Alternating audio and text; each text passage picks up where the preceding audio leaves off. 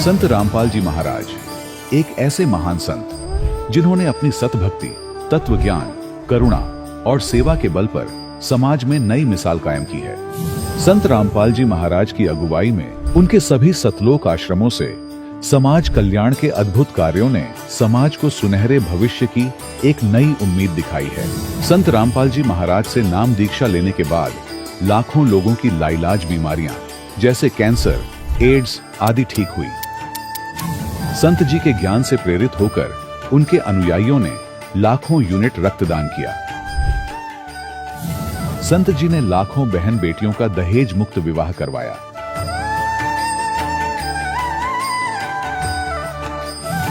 संत जी ने लाखों लोगों का नशा छुड़वाया, करोड़ों उजड़े परिवार बसे। संत जी के आश्रमों में समागम के दौरान निःशुल्क नेत्र चिकित्सा, दंत चिकित्सा प्रदान की जाती है।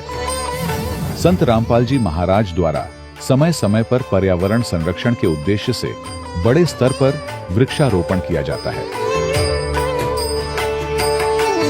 संत जी ने जरूरतमंदों को तत्काल राहत पहुंचाने के लिए एम्बुलेंस सेवा शुरू की। संत जी अपने अनुयायियों को देहदान के लिए प्रेरित करते हैं, जिससे मानवता की सेवा और चिकित्सा क्षेत्र में सुधार हो सके। संत रामपाल जी महाराज के सभी आश्रमों में हर रोज निःशुल्क भंडारा आयोजित किया जाता है, जहां हर वर्ग, हर जाति और हर धर्म के लोग एक साथ बैठकर भोजन करते हैं।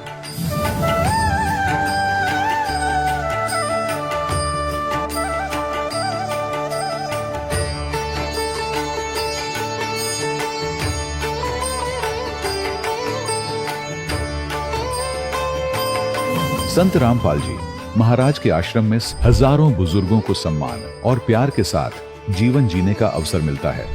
उनके खाने, रहने और स्वास्थ्य की पूरी जिम्मेदारी संत रामपाल जी महाराज उठाते हैं। अनाथ बच्चों के लिए संत रामपाल जी महाराज के सभी आश्रम किसी वरदान से कम नहीं। यहाँ उन्हें शिक्षा, संस्कार और भविष्य के लिए बेहतर अवसर प्रदान किए जाते हैं। चाहे बाढ़ हो, भूकंप या महामारी, संत रामपाल जी महाराज और उनके अनुयायी हमेशा ही जरूरतमंदों के लिए सबसे आगे खड़े रहते हैं। कोविड महामारी के दौरान संत रामपाल जी महाराज के आश्रमों से करोड़ों लोगों के लिए भोजन, दवाइयां और जीवन रक्षक सामग्रियां उपलब्ध कराई गई। चाहे गरीब की मदद हो या किसी शोषित और पीड़ित वर्ग के हक और सम्मान की लड़ाई, संत रामपाल जी महाराज ने हमेशा ही उनकी दबी आवाज को सरकारों तक पहुंचाया है और उन्हें उचित न्याय दिलवाने में अहम भूमिका अदा की है। समाज में आध्यात्मिक और सामाजिक मूल्यों के प्रति जागरूकता लाने में संत रामपाल जी महाराज हर कदम पर मानवता के सच्चे सेवक साबित हुए हैं।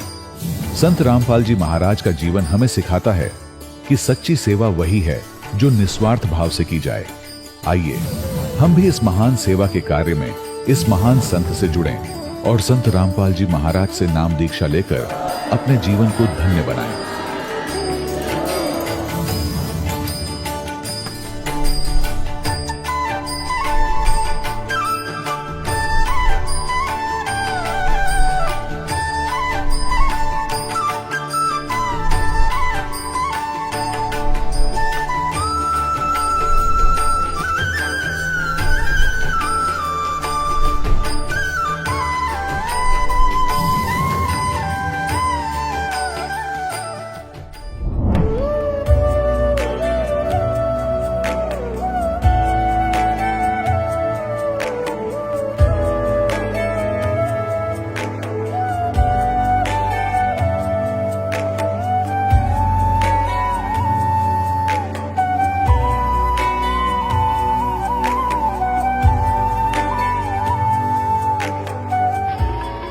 प्रभु राम देव भगवान अल्लाह खुदा ईश आदि नाम एक ही शक्ति के हैं। वो कैसा है, कहां है, कैसे मिलता है, किसने देखा है? ये प्रश्नवाचक चिन्ह पूर्ण रूप से हटाने के लिए अवश्य सुनिए जगत गुरु तत्वदर्शी संत रामपाल जी महाराज के अमृत वचन, सर्व पवित्र धर्मों के पवित्र शास्त्रों के आधार पर।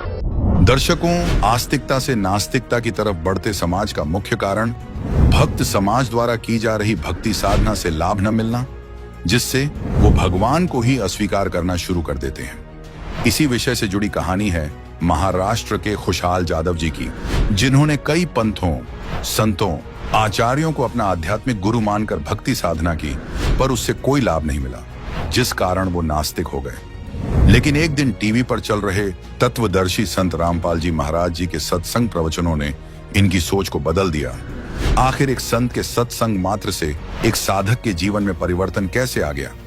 जो लाभ उन्हें संतों के चरणों में बैठकर नहीं मिले, वो लाभ उन्हें संत रामपाल जी महाराज के सत्संग सुनने मात्र से कैसे मिलने लगे? आइए जानते हैं खुशहाल जी की कहानी उन्हीं की जुबानी। सर नमस्कार। नमस्कार। सर क्या शुभ नाम है आपका? मेरा नाम खुशहाल दास तुकाराम जी जादव है। सर कहाँ से आए हैं आप? बोदेगांव मेरा गांव है, तहसील दारवा है और डिस्ट्रिक्ट मेरी यवतमाल है, महाराष्ट्र से हूँ। सर संत रामपाल जी महाराज से नाम दीक्षा कब लिया आपने?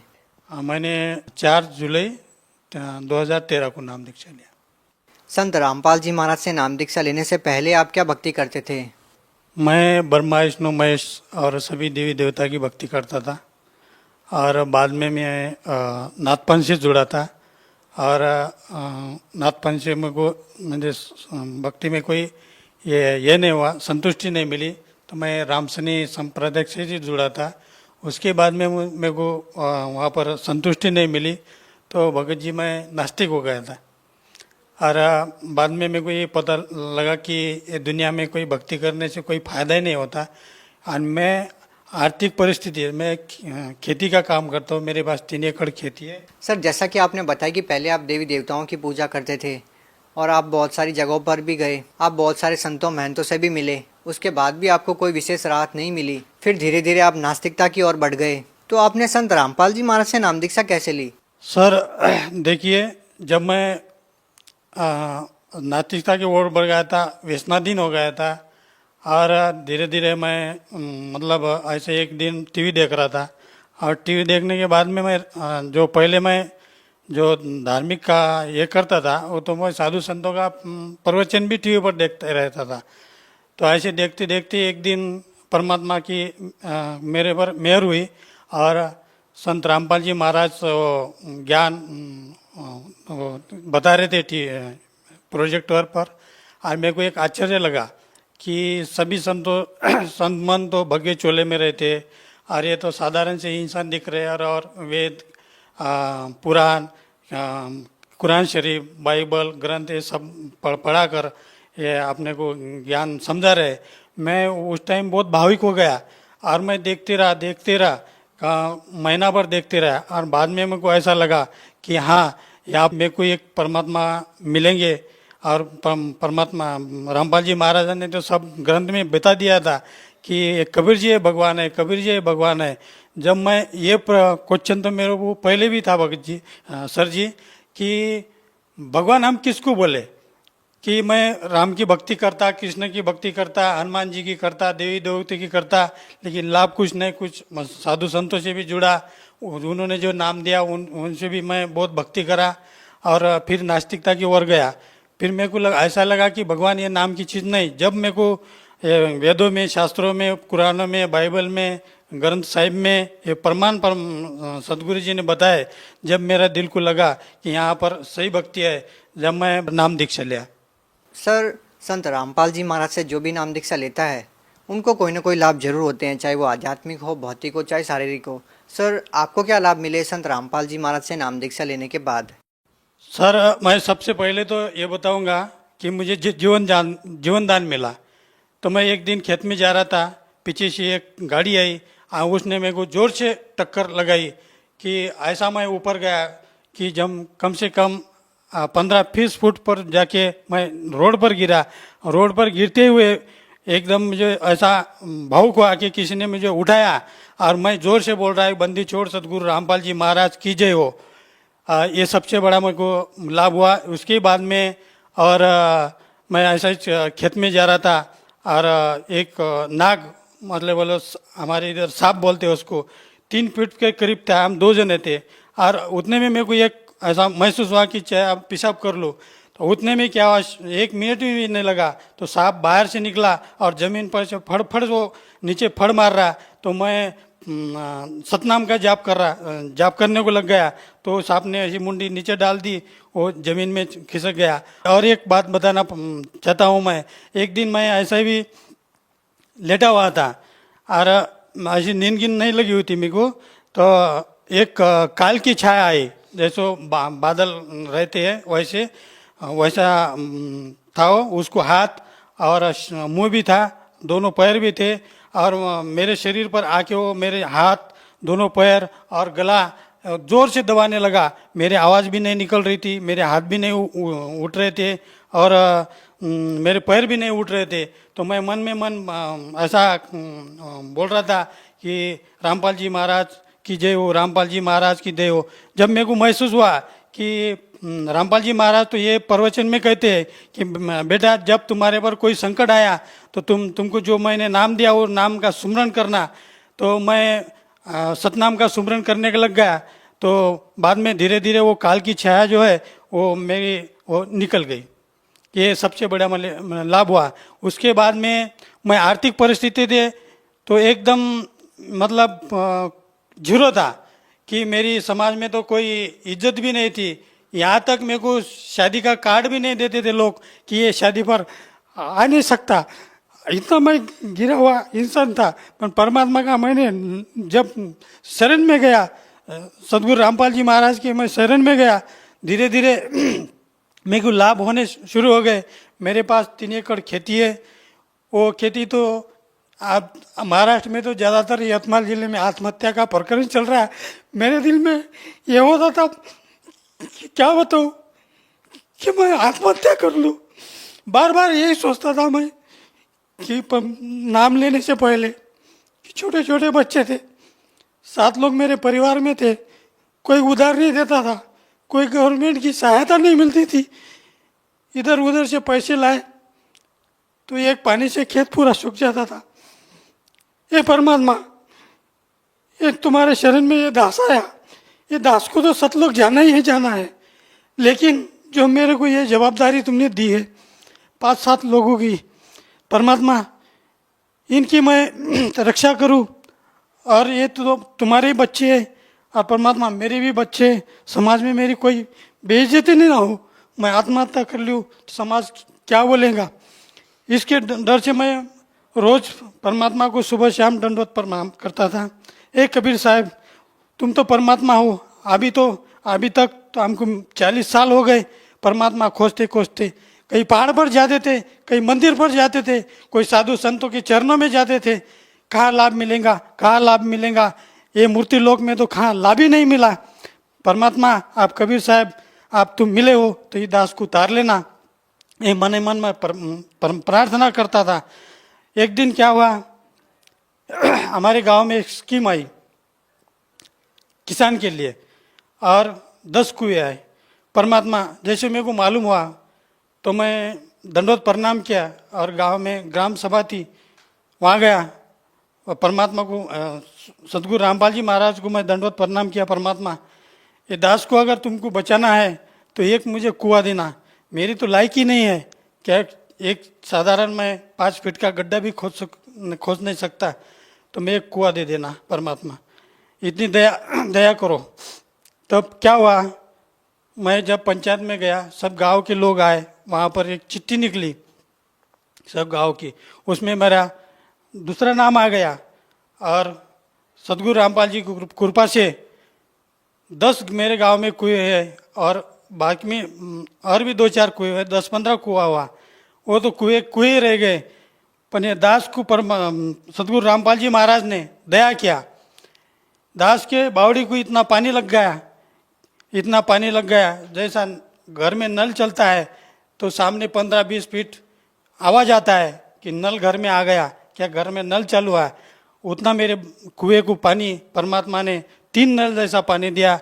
आज परमात्मा की दया से कबीरदास महाराज मेरे को प्रसन्न हुए, सदगुरु रामपाल जी महाराज की दया से आज मेरी परिस्थिति ठीक है।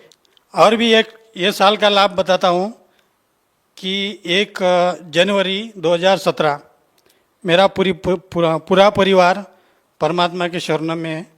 2 लड़की और 1 लड़का खेत में जा रहे थे। सामने से एक बाइक वाला आड़ा मुझे बीच में आ गया।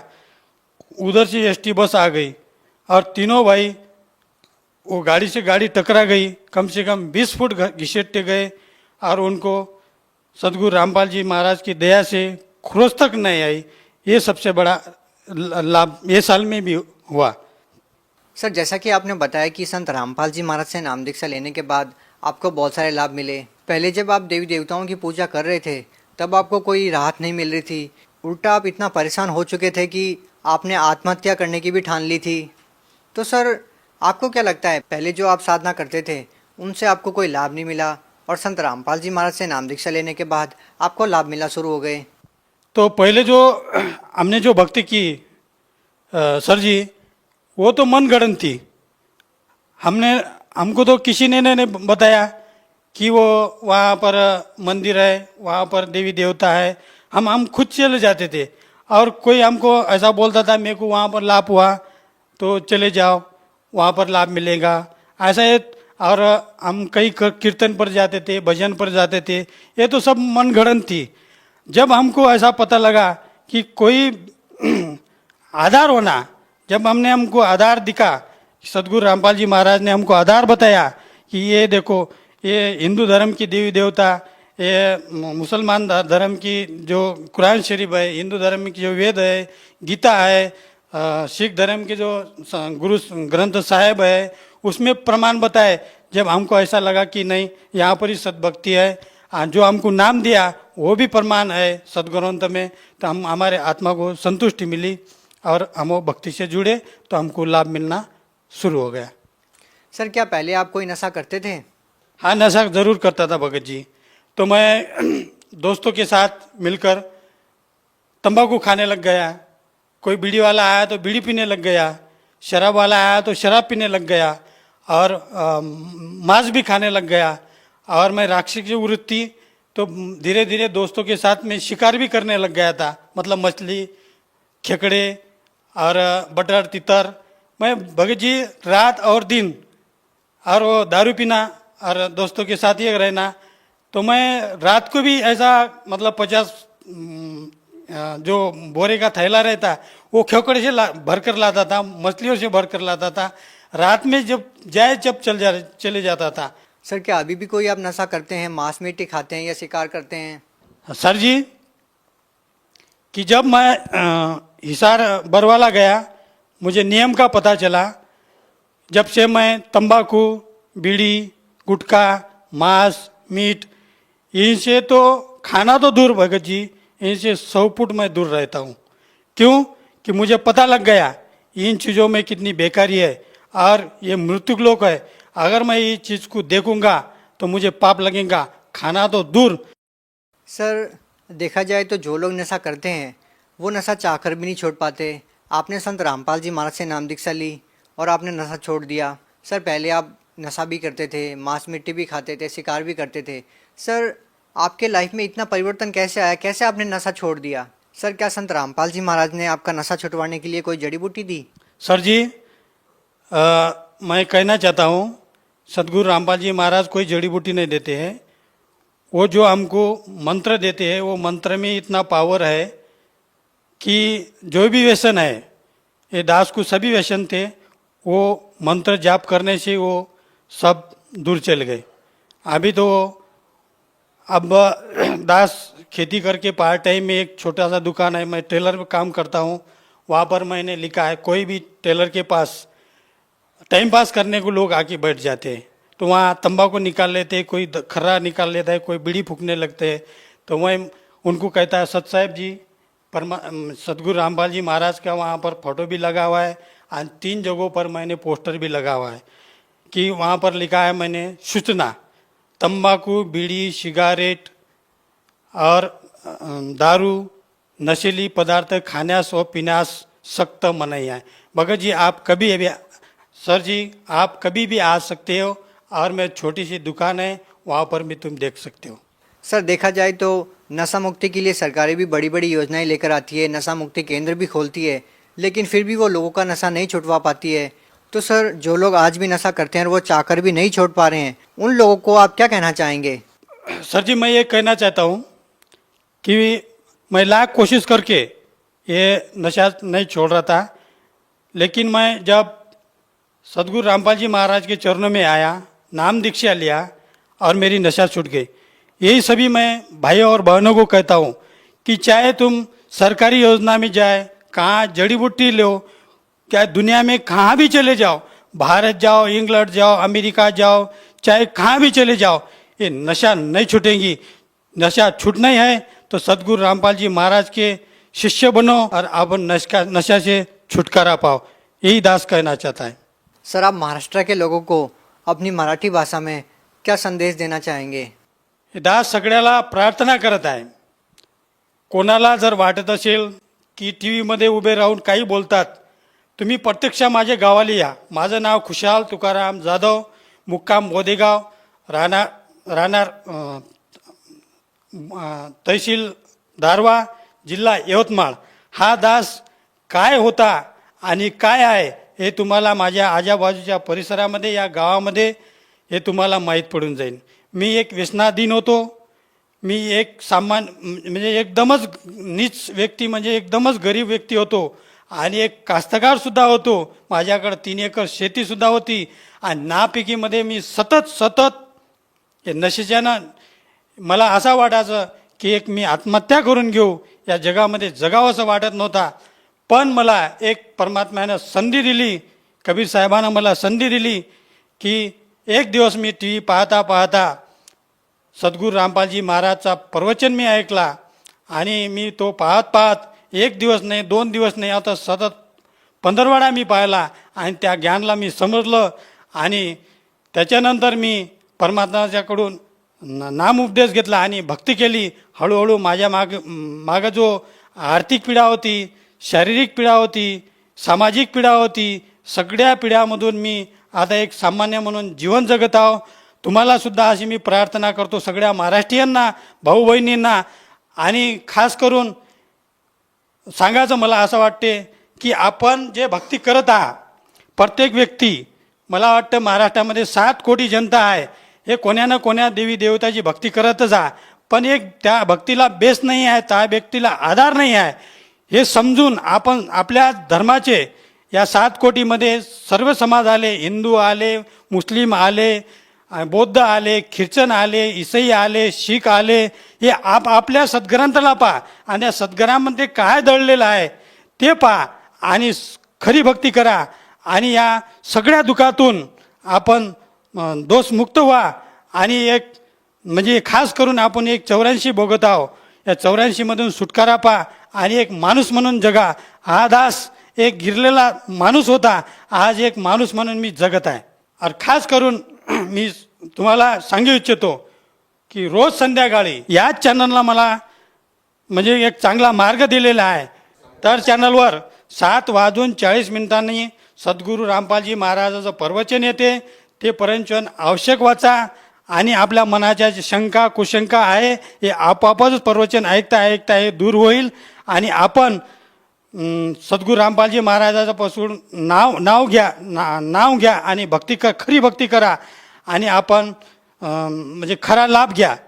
आणि एवढं बोलून माझी सर्व महाराष्ट्रीय लोकांना माझी विनंती आहे की खरोखरच तुम्ही चॅनलवर आजपासून सुरुवात करा आणि प्रवचन ऐका आणि आपल्या जीवनामध्ये एक चांगले सुख समृद्धी येऊ अशी मी प्रार्थना करतो। मी सर्व महाराष्ट्रीयांना सांगू इच्छितो की जगद्गुरू तत्वदर्शी संत रामपालजी महाराज यांच्या शरणामध्ये या आणि आपल्या जीवनाचं कल्याण करा।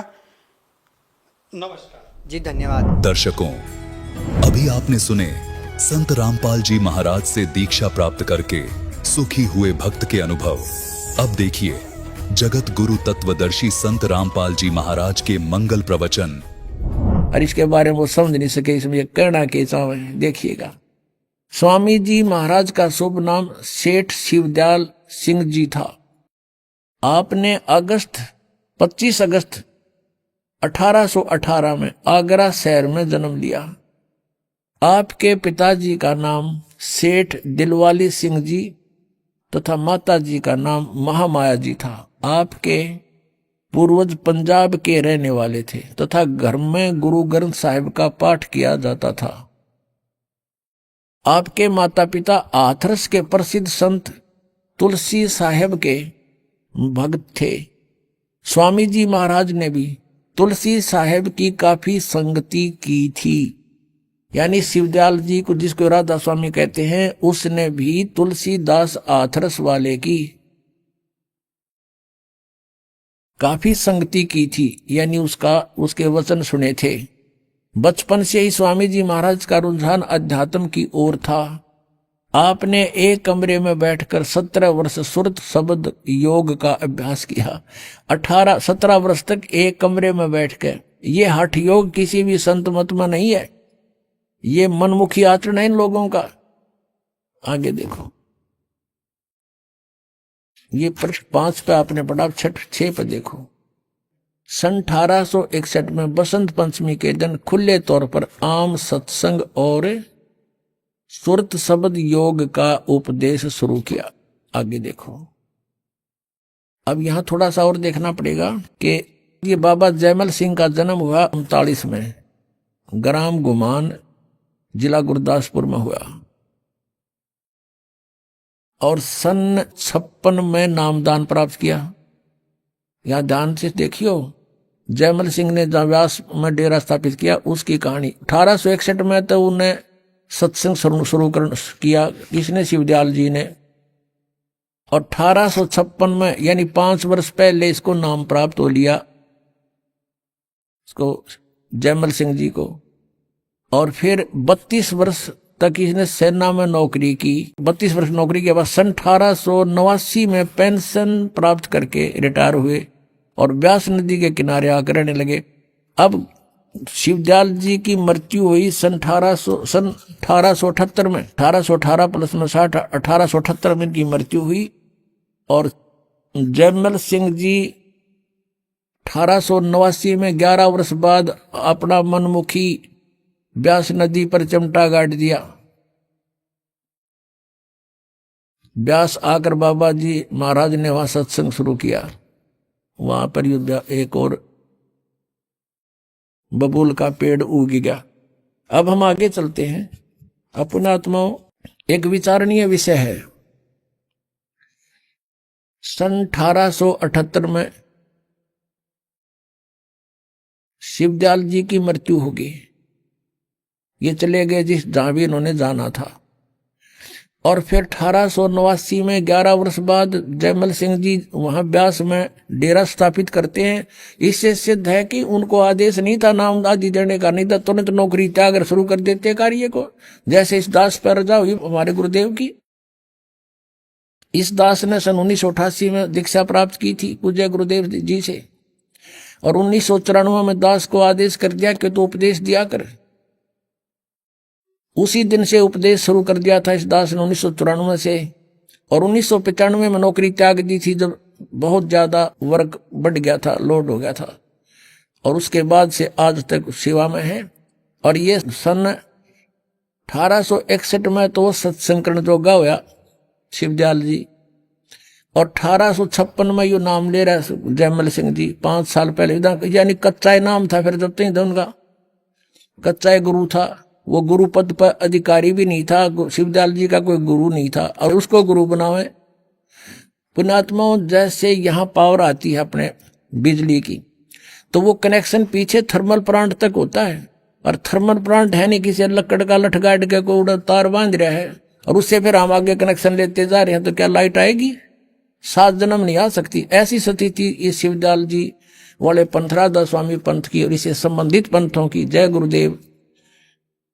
और ये धन धन सतगुरु सच्चा सौदा वालों की यही स्थिति समझ लो। जब इनका कोई गुरु ही नहीं था, और आगे इनको गुरु कब बना जयमल सिंह जी ने? सन 1856 में नाम ले लिया, 1861 में सत्संकरण जोगा हुआ, जब तक तो अधूरा ही था, अभ्यास में लग रहा था। कच्ची सरसम पीड़ के खड़ो है ना तेल।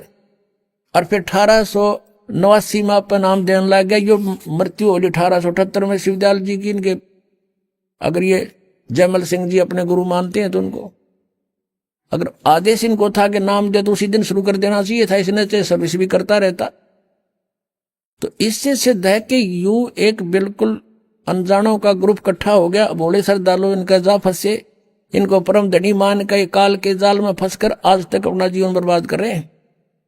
इस दास का उद्देश्य है कि उनसे पीछा छुटाओ और यहाँ आओ और यथार्थ ये सतनाम पाओ। अब दिखाते हैं ये सतनाम किसने बताए हैं, देखिएगा। ये पुस्तक वही है सारवचन राधा स्वामी वार्तिक, इसको हम पढ़ते हैं। ये तो भाग 1 है, जो भाग 1 है, ये और भी होगा कोई नगाओ तो देखे। राधा स्वामी दयाल की दया, राधा स्वामी साहेब, खुलासा उपदेश हजूर स्वामी जी साहेब का। अब यहाँ ये वचन है इसके, शिवदयाल जी के अमृत वचन सुनना। सिर्फ काम इतना है, इंसान यानी मनुष्य अपनी सूरत यानी रूह को उसके खजाने और निकास यानी मुकाम सतनाम और राधा स्वामी में पहुंचावे। ये सतनाम को मुकाम माने स्थान, सतनाम या मुकाम कह रहे सतनाम को। आगे चलो, राधा स्वामी को भी सतनाम स्थान बता रहे हैं, स्थान। ये आपने पढ़ा 13 पृष्ठ पे, ये 14 में देखो, वहां पहुंचावे। अब यहां आइएगा। अब तीसरा, ये गीता कैसे वचन है इनके 1 2 3, अब 1 2 पढ़ दिया आपने, तीसरा देखो। जितने आचार्य और महात्मा और अवतार और पैगंबर हुए हैं, हर एक मजहब में हुए हैं, वे सब अपने ध्यान के जोर से अंतर में तरफ मुकाम असली के चले। सबके सब दूर स्थान नहीं पहुंचे। कोई बिरले साध और प्रेमी मंजिल तीसरी तक पहुंचे। सिर्फ संत मंजिल 5वीं यानी सतनाम पर, 5वीं मंजिल सतनाम को स्थान बता रहे हैं। यहां पर भी ध्यान से सुनना पुण्यात्माओं। और कोई बिरले संत मंजिल 8वीं यानी राधा स्वामी, यहाँ राधा स्वामी स्थान और सतनाम भी स्थान इन्होंने स्पष्ट किया। अब देखो प्रश्न नंबर 15 पे और वचन नंबर 4 है। गीता कैसे वचन है इनके, ये अपने इनके हिसाब से। अब समझना चाहिए कि राधा स्वामी पद सबसे ऊंचा स्थान है, मुकाम है, और यही नाम कुल मालिक और सच्चे साहिब और सच्चे खुदा का है। और इस मुकाम से राधा स्वामी स्थान से नीचे, इस मुकाम से 2 स्थान नीचे और सतनाम का मुकाम है। सतनाम वहां इन्होंने स्थान सिद्ध कर रखा है। सतनाम का यानी स्थान का स्थान है, स्थान का स्थान है। इन गुआबाई देखना ये क्या बोल रहे हैं। और कि अभी सतनाम को आगे इन्होंने परिभाषित किया है, डिफाइन किया है, सतनाम के विषय में जानकारी दी है।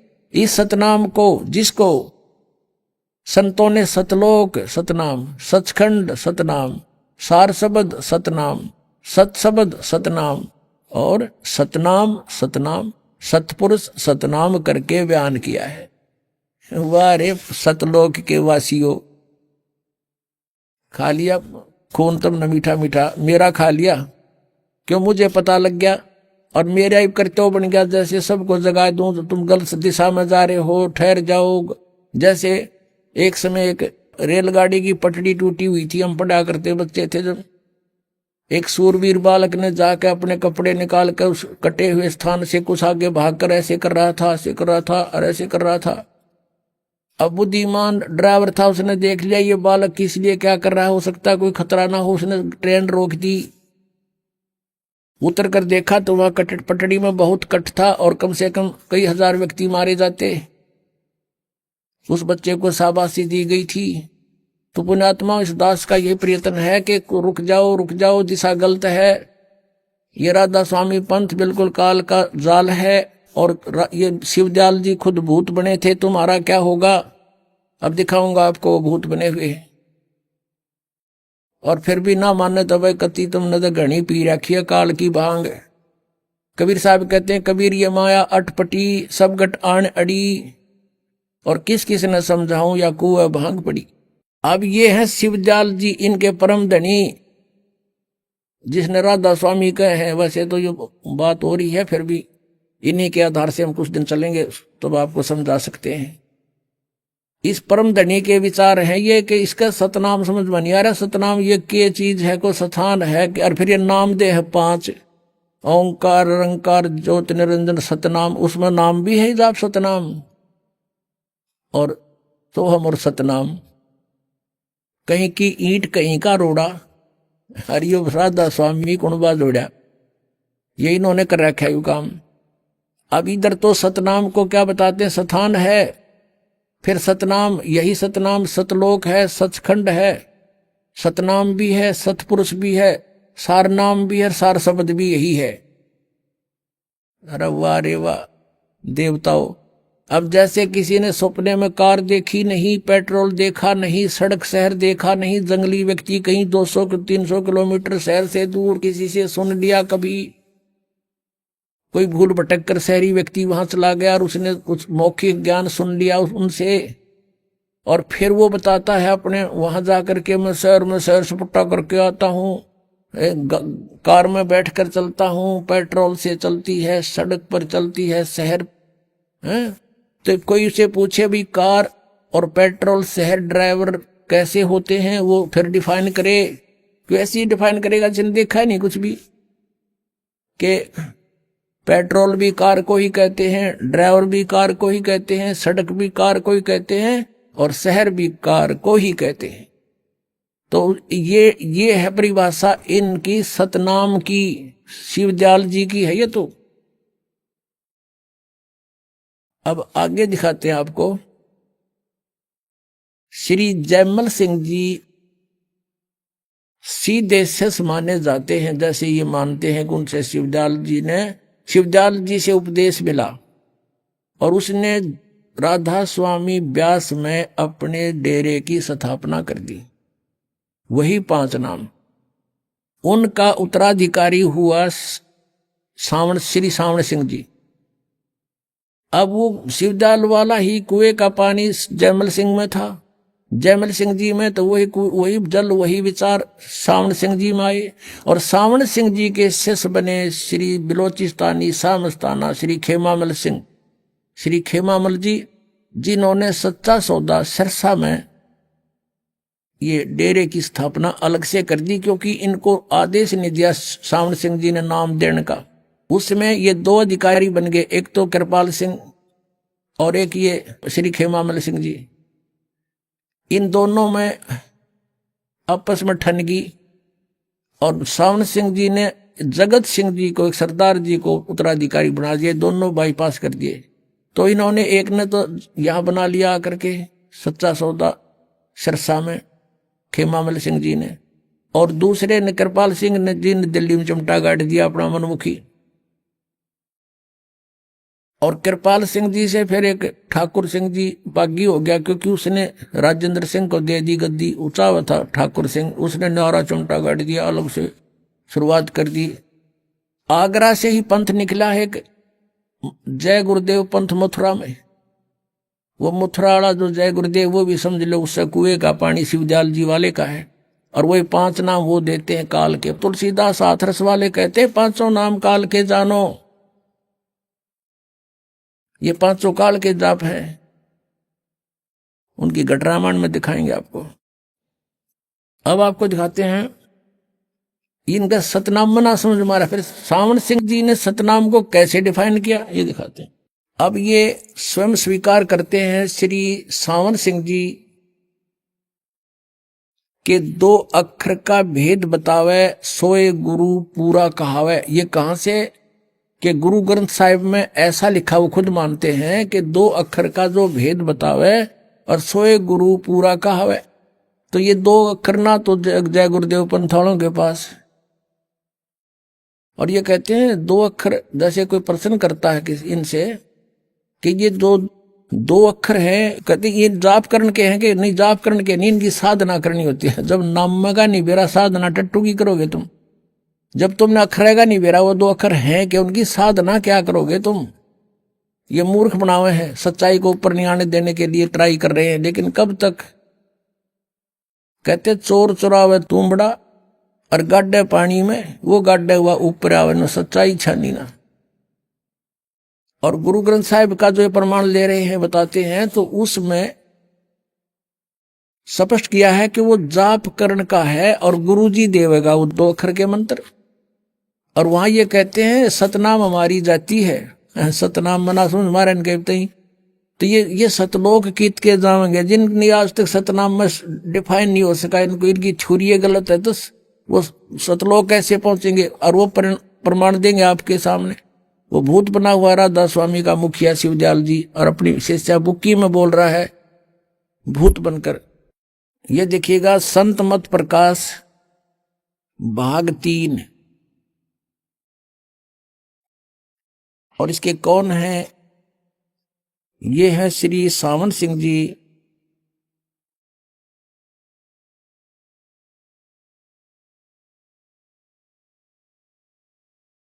श्री सावन सिंह जी महाराज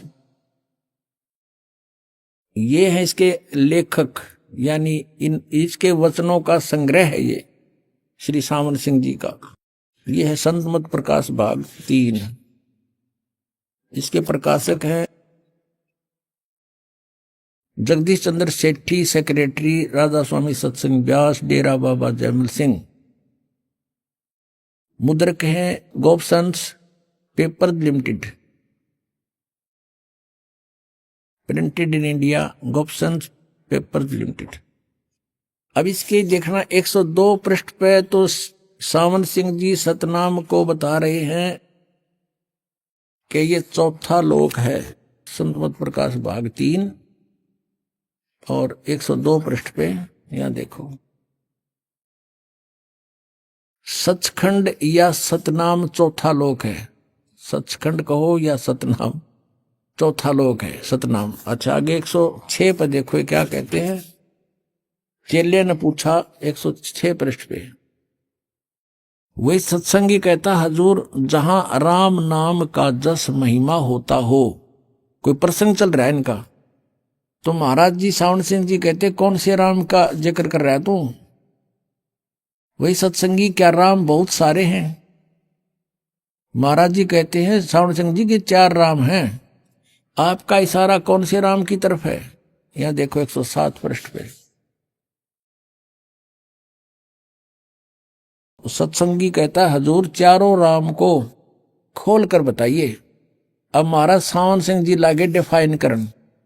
एक राम दशरथ कर डोला, एक राम घट घट में बोला, एक राम का सकल पसारा, एक राम त्रिभुवन से न्यारा।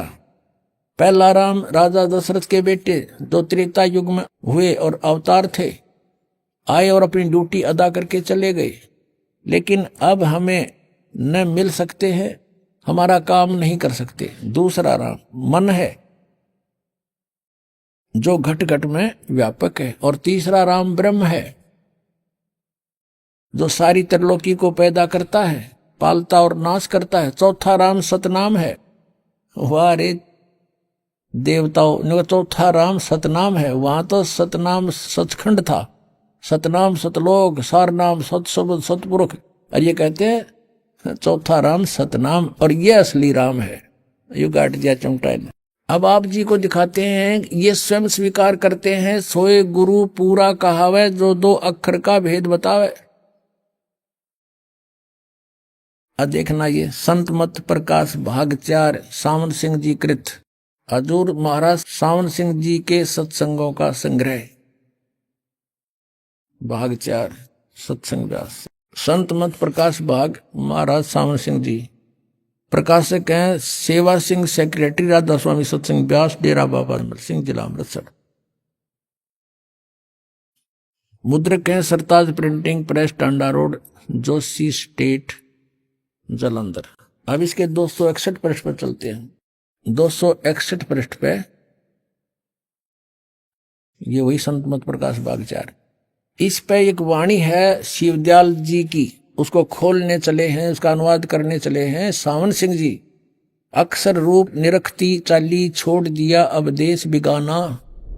अभी आपने सुने संत रामपाल जी महाराज के मंगल प्रवचन।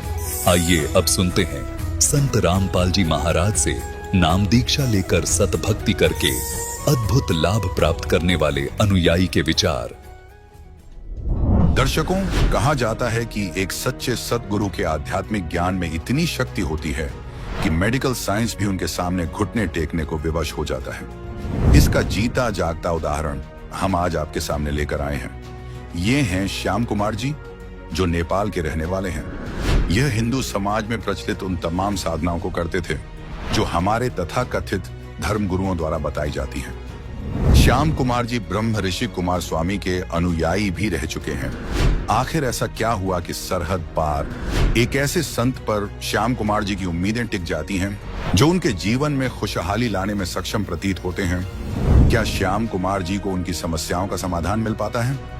इन तमाम सवालों के जवाब जानने के लिए सुनते हैं श्याम कुमार जी की कहानी, उनकी अपनी जुबानी। सर नमस्कार। नमस्कार। सर क्या नाम है आपका? मेरा नाम श्याम कुमार यादव है। श्याम कुमार जी कहाँ से आए हैं आप? मैं काठमांडू नेपाल से हूँ। मैं पेशे से इलेक्ट्रिकल इंजीनियर हूँ। अभी नेपाल इलेक्ट्रिसिटी बोर्ड में मैं फर्स्ट क्लास ऑफिसर हूँ। सर संत रामपाल जी महाराज से कब जुड़े आप? मैं 2012 मार्च 11 तारीख को संत रामपाल जी महाराज की शरण में आया। सर आप नेपाल में रहते हैं और हरियाणा में इतनी दूर, बल्कि सरहद पार जाकर आपने संत रामपाल जी महाराज से नाम दीक्षा ली, आखिर क्यों? ऐसे है कि संत रामपाल जी महाराज की शरण में आने से पहले मैं पहले ब्रह्म योग में भी गया था। वो यहाँ कर के बाद में एक संत कुमार स्वामी के सानिध्य में मैं 2 वर्ष साधना किया। वहीं से हमको एक बार, वैसे मेरा ससुराल बिहार इंडिया में है, मैं वहाँ जब गया तो भक्ति का सौदागर का संदेश हमको पुस्तक मिली। उसको मैं यूं ही देखा तो उसमें लिखा था कि ब्रह्मा विष्णु महेश का माता पिता दादाजी कौन है। जब ये मैं देखा तो हमको बहुत अचंभित कर दिया, जैसे करंट लगता हो, हमको ऐसे लगा। उससे पहले मैं यूं ही जितना जो भी देवी देवता है सबको मैं नतमस्तक होके अपना श्रद्धा रखता था। उसके बाद मैंने वो क्वेश्चन का जवाब इसी पुस्तक में है ये जानकर हमको बहुत उत्सुकता हुई। तुरंत मैंने उसको खोला और पढ़ना शुरू किया। उसके बाद मैं सारा किताब करीब करीब मैं 3 दिन वहाँ ठहरा, 2 बार मैं पढ़ चुका, फिर भी मेरी समझ में नहीं आ रहा था। वहाँ सब शास्त्र में गीता की खोल खोल के गुरुजी ने, मतलब हमारे संत रामपाल जी महाराज ने जो बताए थे, उसमें अब प्रमाण भी दिए थे विथ रेफरेंस कि फलाने शास्त्र की फलाने पेज में फलाने अध्याय में फलाने श्लोक नंबर में ये दिया है। अगर ये है, इसका अर्थ ये होता है, तो फिर क्या कर रहे हैं? तो ये जानने के लिए हमको अब ऐसा था कि कुछ पुस्तकें कलेक्शन करना था। मैंने वहाँ से अपना, जब काठमांडू गया तो मैं सारी पुस्तक खरीद के लाया। और कुछ पुस्तक जैसे आध्यात्मिक ज्ञान गंगा हुआ, ये मैं डाउनलोड किया इंटरनेट से। और ऐसा हुआ कि वो मैं प्रमाण मिलाने के चक्कर में मैं अध्ययन करते करते हमको 2 वर्ष लग गया। और उस टाइम में हमको ये मालूम नहीं था कि काठमांडू में कोई है भी संत रामपाल जी महाराज के अनुयायी। ये मैं खुद अपने ही से अपना, मतलब वो अध्ययन करते करते 2 वर्ष बाद हमको अब ये दृढ़ इच्छा हुई कि एक बार मैं संत रामपाल जी महाराज की सानिध्य में जाऊं। उसके लिए जब मैं ऑफिशियल काम से एक बार भटिंडा आना हुआ, तो मैं भटिंडा गया। वहाँ आपको ऑफिस का काम ख़त्म करने के बाद आते समय में मैं वहाँ अम्बाला से बरवाला पहुँचा। वहाँ जाने के बाद मैंने अपना आश्रम का, जो कि हम एक इमेजिनेशन किए थे कि आश्रम ऐसा होगा, ठीक वैसा ही पाया मैंने वहाँ। तो वहाँ पर मैंने अपना संत रामपाल जी महाराज से नाम उपदेश लिया। सर देखिए, अमूमन हम ये देखते हैं कि संत रामपाल जी महाराज से नाम दीक्षा लेने वाले जो श्रद्धालु, उन्होंने किसी न किसी वजह से संत रामपाल जी महाराज से नाम दीक्षा ली है। जो वजह है वो ये रही है कि किसी को आर्थिक परेशानी और किसी को शारीरिक परेशानी थी।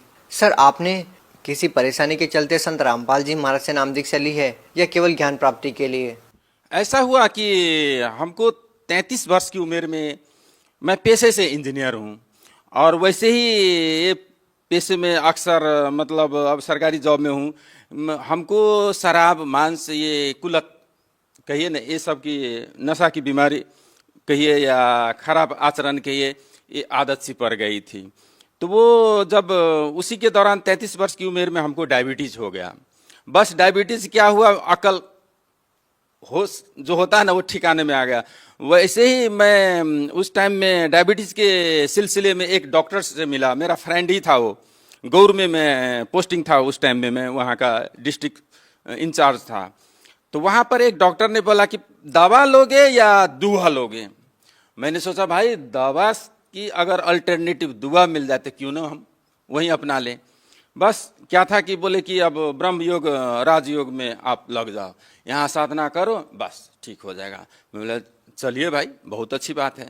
लेकिन जब मैं वहाँ गया तो कुछ दिन के बाद हमको बहुत जिज्ञासा हुई, क्योंकि परमात्मा की, भगवान के बारे में जो आता था उसका मैं हमको जब, क्योंकि मैं साइंस का स्टूडेंट, हम प्रमाण ढूंढते थे, प्रमाण हमको मिलता नहीं था। तो हर वक्त शंका की दृष्टि से चलो भाई अब अंध भक्ति की तरह लगे रहो। मैं कुछ दिनों के बाद वो छोड़ दिया। वो छोड़ने के बाद हमको डायबिटीज के लिए ऐसा हुआ कि मतलब योग से ठीक होता है, तो मैं हरिद्वार चला गया। हरिद्वार गया, वहाँ पर रामदेव जी महाराज के, योगी रामदेव महाराज जी की जो टिप्स होता है योग का, वो सीख के मैं आ गया। कुछ दिन तक वो भी चलता रहा, फिर भी हमको राहत नहीं हुई और नशा छूटा नहीं था। तो ये हमको परेशानी, एक किस्म के मेंटल पीस नहीं था उस टाइम में। वैसे इसी दौरान हमको कुमार स्वामी का सोनी से सत्संग सुनने को मिला, उसका जो लगता था वो मतलब सत्संग सब। तो उसी टाइम में मैं फरीदाबाद में गया। वहाँ पर जब गया तो जो मंत्र देता था, वो मंत्र क्या कहे, वो तो एक कविता फॉर्म में होता था। तो वो भी महीने महीने पासवर्ड की सिस्टम से आपको चेंज होता था। तो हमको काठमांडू वो पासवर्ड मंगाने में और करने में तब तक 2-3 महीना बीत जाता था। अब ये मंत्र है कि क्या है, फिर भी मैं 2 वर्ष तक सुबह सुबह ठंडा में स्नान करना, वो 1 घंटे तक जाप करना, ये सब करते रहे। वो देवी जी का जो होता है वो पाठ करवाना, वो भी करवाया, विशेष कृपा लिए, फिर भी हमको कोई राहत नहीं मिला। इसी दौरान हमको मतलब भक्ति का सौदागर का संदेश मिल गया था। सर, जैसा कि आपने बताया कि आप एक इंजीनियर हैं और साथ में आप साइंस के विद्यार्थी रहे हैं, और साथ ही आपने ये कहा कि ना ही मैं अंधविश्वास में बिलीव करता और ना ही मैं अंधभक्त हूँ, और इसके तहत आपने राजयोग संस्थान में और कुमार स्वामी से आपने नाम दीक्षा ली, और आपको लगा कि यहाँ पर वो चीज़ें नहीं हैं जिससे आपकी जो बीमारी थी, या ये कहें कि आपकी जो शराब पीने की आदत थी, या ये कहें कि आपका शुगर जो इतना हो गया था, डायबिटीज़ जो आपको हो गई थी, वो बीमारी अब वहाँ से ख़त्म नहीं हो रही थी। और उसके बाद आपने संत रामपाल जी महाराज से नाम दीक्षा ली। क्या एक साइंस के विद्यार्थी की, क्या एक इंजीनियर की वो आदत संत रामपाल जी महाराज से नाम दीक्षा लेने के बाद छूटी? हाँ, हम गारंटी के साथ कहते हैं, जो संत रामपाल जी महाराज की शरण में आएंगे, उनका जितना ये मतलब नशा की बीमारी है वो निश्चित रूप से छूट जाएगा। क्योंकि इसका मैं जीता जागता प्रमाण हूँ। क्योंकि हमको भी पहले ऐसा ही लगता था, प्योर नास्तिक आदमी था, और साइंस में मालूम है आपको कि हर चीज प्रूफ ढूंढता है, लेकिन ये आध्यात्मिक प्रूफ सब ऐसा नहीं होता है। और पब्लिक ऐसा होता है कि आपको जब तक वो भौतिक प्रमाण न देखे तब तक विश्वास नहीं करता है। लेकिन हम जब खुद करते गए तो सब कुछ छूट गया। और मैं आपको ये बता दूं कि मैं जिस रोज ये नाम उपदेश लेके कल होके मैं काठमांडू गया था फ्लाइट से, उसी दिन मैं चेक किया था, मेरा शुगर नॉर्मल था। अभी तक मैं कभी एलोपैथ मेडिसिन भी नहीं लिया हूं, अभी तक चल रहा है। सर, आपने एक सच्चे संत की बात की, और आपका मानना है कि इस समय में केवल संत रामपाल जी महाराज जी सच्चे संत है। सर, उस सच्चे संत से नाम दीक्षा लेने के बाद आपको और क्या लाभ मिले? संत रामपाल जी महाराज की नाम उपदेश लेने के बाद सबसे पहले हमारी नशा भी छूट गई। उसी दिन से मैं दोबारा कभी हाथ भी नहीं लगाया। उससे पहले भी मैं बहुत बार छोड़ के कोशिश किया था, लेकिन फिर जुड़ जाता था। लेकिन जब से हमको उसकी मतलब दुर्गुण का पता, आध्यात्मिक लाइन से जो संत रामपाल जी महाराज ने हमारी आंख खोल दी, दोबारा मैंने कभी हाथ नहीं लगाया। सबसे पहले तो ये भी हमको फायदा हुआ। दूसरी शारीरिक हिसाब से क्या हुआ कि डायबिटीज तो मैं बोल ही दिया था। एक बार क्या हुआ कि 2013 की घटना है। संत रामपाल जी महाराज का और सतपाल जी महाराज का एक ज्ञान चर्चा का DVD बनाया था, जिसमें उनकी सारी पोल खोल के रख दी है संत रामपाल जी महाराज ने। उसकी सेवा चल रही थी नेपाल की नारायण घाट में, और उसी टाइम में सतपाल जी महाराज का सत्संग भी चल रहा था। उसी दौरान जब वो डीवीडी उनके अनुयायी थ्रू शायद उनको मिल गया हो, वो देखने के बाद लगा कि उनको शायद पोल खुल रहा है, तो हमको सहित 5 और भगत को वो लोग क्या किया कि पकड़ के अज्ञात स्थल पर ले गया और वहां पर हमको बहुत सारे टॉर्चर भी दिया। करीब करीब 5 बजे से 11 बजे तक पुलिस को न आने तक हम लोग को बहुत टॉर्चर दिया। उस टाइम में क्या हुआ कि जब डिस्कशन कर रहे थे तो मेरा एक ही कहना था कि भाई आप पहले डीवीडी चलो चौक चौराहे पर चलाते हैं, देखे पब्लिक कि आप जो क्या ज्ञान देते हो और संत रामपाल जी महाराज क्या ज्ञान देते हो, और इसमें कोई त्रुटि है तो मैं सजाए की भागी हूं। लेकिन जब मैं ऐसा कहने लगा कि उसका शिष्य सब हमको ये हाथ पीछे की ओर ले जाके बांधा, आंख पर पट्टी बांध दिया, काला पट्टी।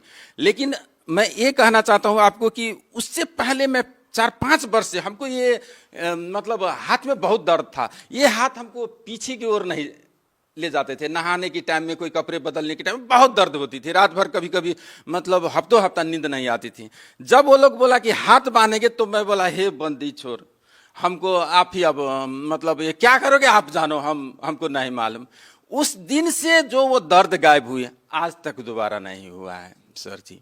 और शारीरिक के साथ साथ आर्थिक भी घर में ऐसा है कि देखो अब हम पेशे से, अब पहले से भी हमारा रोजी रोटी का जुगाड़ था ही, लेकिन यहाँ लगने के बाद मैंने पूरा नेक नीति से अपना घर गृहस्थी में रह के अपना गुजारा कर रहा हूँ। बाल बच्चे भी, अभी मेरा एक लड़के भी इस साल फ्री में, मतलब परमात्मा की दया से मैं देखा कि उनका स्कॉलरशिप में नाम भी निकल गया, जो आज MBBS के लिए करीब करीब आपको 17 लाख 80 लाख लगता है। फ्री में मेरा बेटा भी अभी फर्स्ट ईयर में पढ़ रहा है, अब फाइनल भी देगा।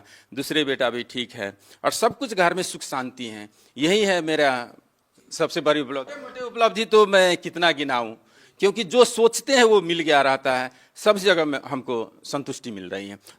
सर, एक आखिरी प्रश्न आपसे ये है कि आपने बताया कि आपने कुमार स्वामी से नाम दीक्षा ली, राजयोग आश्रम से आप पहले जुड़े हुए थे, उसके बाद आपने संत रामपाल जी महाराज से नाम दीक्षा ली। सर, आप इन संतों से जुड़े रहे हैं, आप संत रामपाल जी महाराज को अन्य संतों से किस प्रकार अलग पाते हैं? क्या आपको ऐसी अलग बातें देखने सुनने को मिली जिससे आप ये कह सकते हैं कि केवल संत रामपाल जी महाराज से नाम दीक्षा लेना ही समाज के लिए हितकर है? ऐसा है कि देखिए कि मतलब सारे संत है कि पैसेज फॉर्म में ज्ञान देते हैं, लेकिन फायदा ये होता है वो होता बोलते हैं। जब हम संत रामपाल जी महाराज की शरण में आए तो उसमें मतलब वैदिक ज्ञान भी वो खोल खोल के बताए थे, और प्रैक्टिकली हमको जो डायबिटीज से राहत हुआ फर्स्ट, तो उससे लगा कि मतलब जो थ्योरी है वो प्रैक्टिकल पर भी फिट होता है। तो मैंने अब हमको शिक्षित होने का यही ना आखिर फायदा है कि जो लिखा है भाई वो दिखता भी है व्यवहारिक में। तो सबको मैं कहता हूं कि सारी दुनिया से हटके हैं संत रामपाल जी महाराज के ज्ञान, और जो भी वो कहते हैं शास्त्र में उल्लेखित आखिर प्रमाणित ज्ञान है। तो ये शास्त्र संबद्ध ज्ञान हमको उनको दुनिया, सारी दुनिया से अलग बताते हैं, और एक ही संत एक बार में होता, वो भी हमको विश्वास हो गया। सर, आप सरहद पार नेपाल से इंडिया में आए हैं, संत रामपाल जी महाराज से जुड़े हुए हैं, आप हिंदुस्तान की जनता के साथ साथ नेपाल के लोगों को क्या कहना चाहते हैं? देखिए, परमात्मा की और संत की नज़र में तो कोई सरहद सीमाना नहीं होता है। मैं यहाँ हिंदुस्तान में हूँ चाहे नेपाल में हूँ, उनके लिए आखिर सारी ब्रह्मांड की बच्चा उनके पुत्र हैं। तो मैं ये सारी दुनिया से कहता हूँ कि अपनी सरहद सीमाने, जात पात धर्म विशेष सबको छोड़ के आखिर जो हमारी शास्त्र धर्म का जो पुस्तक, पुराण, वेद पुराण, कुरान, बाइबल और गुरु ग्रंथ कहते हैं, उनको पहले पढ़ें। और शॉर्टकट में हमारे संत रामपाल जी महाराज ज्ञान गंगा ने बहुत सारे किताब पुस्तकें निकाले हैं, वो एक बार पढ़ें, मनन करें, चाहे टीवी पर सत्संग देखें और उनको मनन करें, अपने से वो कंपेयर करें। आखिर कोई चीज की एक पैमाना तो होता है ना भाई, सब अपने को डंफू बजाएगा कि मेरा ठीक, ऐसे नहीं है। एक जो प्रमाणित सदग्रंथ है उससे मैच करें, अगर मैच होता है तो बाकी को रिजेक्ट करें, वेरी सिंपल। जी धन्यवाद।